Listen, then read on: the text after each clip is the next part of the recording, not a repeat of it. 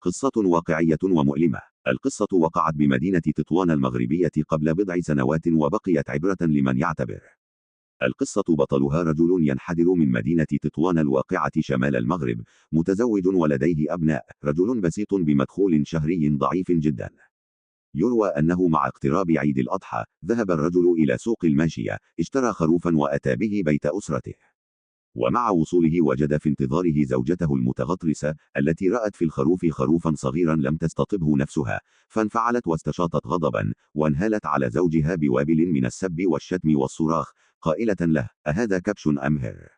والله ما نحن معيدون حتى تعيد الخروف لصاحبه، وتجلب لنا كبشا سمينا كغيرنا من الناس.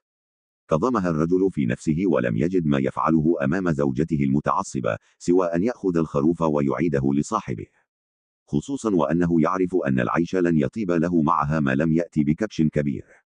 وبالفعل هب الرجل واستجمع همته وأعاد الخروف لصاحبه، إلا أنه وجد نفسه مضطرا للاقتراض من أصدقائه، حيث اقترض منهم مبلغا كبيرا واشترى به كبشا ضخما غاية في السمنة والملاحة. ومع وصوله استقبلته زوجته لدى الباب، وما كان منها هذه المرة إلا أن اهتزت فرحا وابتهاجا، وصاحت قائلة: الآن راقني فعلك، هذا هو الكبش وإلا فلا. أدخل الرجل الكبش وتركه بفناء المنزل من غير عقال. وفي الصباح كانت الزوجة بصدد تصبين الملابس هناك، وكانت في وضعية منحنية، ومع عملية الفرك والشطف بدأ رأسها يهتز وينخفض.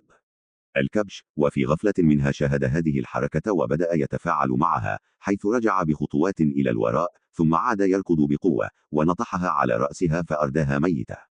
قصتنا هذه فيها عبرة لبعض الزوجات اللواتي يقسون على أزواجهن ويحملنهم أشياء فوق طاقتهم. شكرا على حسن المتابعة والإصغاء، وإلى قصة قادمة بإذن الله.